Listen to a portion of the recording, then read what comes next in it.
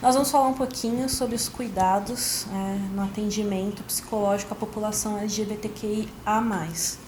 A gente contou um pouquinho do Baobá, né, e sobre como nós construímos, né, esse espaço especializado em saúde mental e em recortes sociais.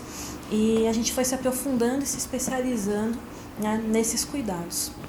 Sim, é interessante o que a Ana traz, né? Essa introdução para a gente pensar que durante os atendimentos, né, e a gente vai prestando também a atenção na formação do profissional de saúde. A gente nem entrou assim falando da psicologia. O quanto não se leva ainda essa discussão, né, da questão, essas temáticas sobre LGBTQIA+, sobre a questão racial, né, sobre a violência contra a mulher na formação desse profissional, né?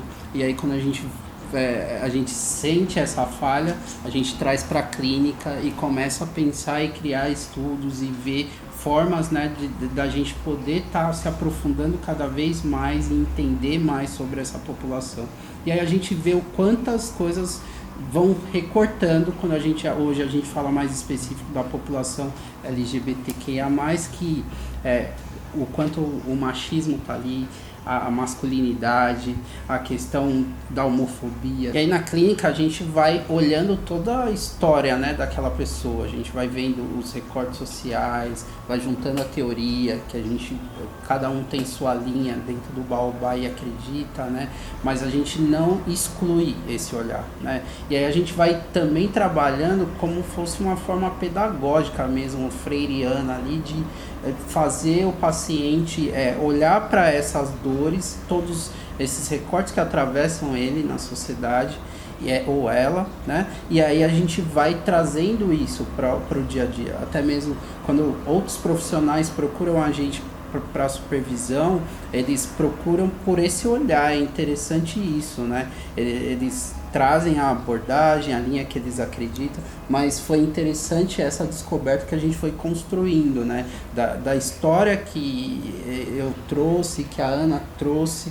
E aí outra coisa interessante foi que quando a gente pensou nessa dinâmica, nessa forma, foi porque a gente passou por situações na nossa própria formação, né?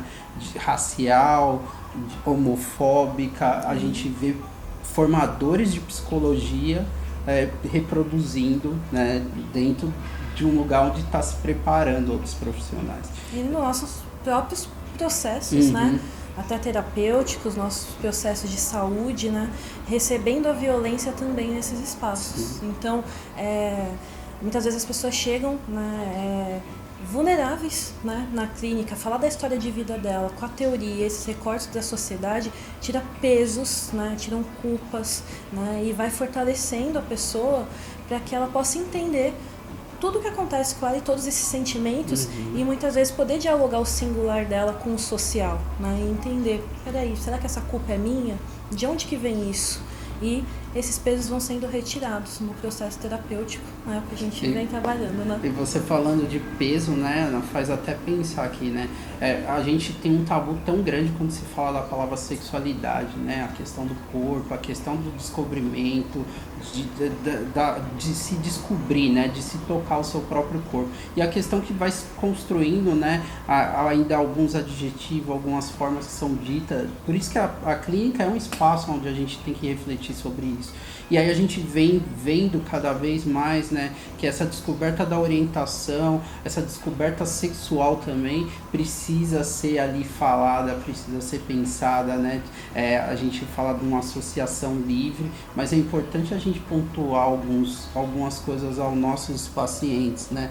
E aí é interessante porque quando a gente vê, né, o mapa não, a pesquisa que saiu ano passado sobre HIV, a gente vê o quanto de coisas ali a gente precisa discutir, quantos são esses recortes, né? O quanto a gente precisa orientar, né? Eu tenho pacientes que sabem o que é a sigla HIV, mas não sabem os cuidados, a forma de se prevenir, né? E tanto de situações, às vezes a gente vê que parece que a gente tem tanta informação, mas ao mesmo tempo a gente parece que se coloca em tantas situações de risco, né? Falar de psicologia também é falar de orientação, é falar de educação, né? É um cuidado muito mais amplo, e o que a gente vem construindo e falando e abordando e discutindo e construindo. Então, falar sobre saúde sexual dentro do consultório também, ou nos espaços de psicologia, nós entendemos que é um dever também dos profissionais de saúde. Então a gente falou, peraí, precisamos falar sobre esse tema, a gente precisa abordar isso dentro da clínica, dentro do cuidado, dentro da saúde. E falar sobre saúde mental, falar sobre os recortes, falar sobre saúde sexual, precisa ser abordado em toda a saúde, né? E dialogar saúde mental, dialogar com saúde sexual, dialogar com psiquiatria, e a gente poder construir algo inclusivo, algo democrático, algo que fale sobre todos nós, né? E que a gente não seja mais invisibilizado e que a gente possa ter espaço, né? Para se reconhecer, para se construir, para se fortalecer, né? E também ter o direito, né, à saúde.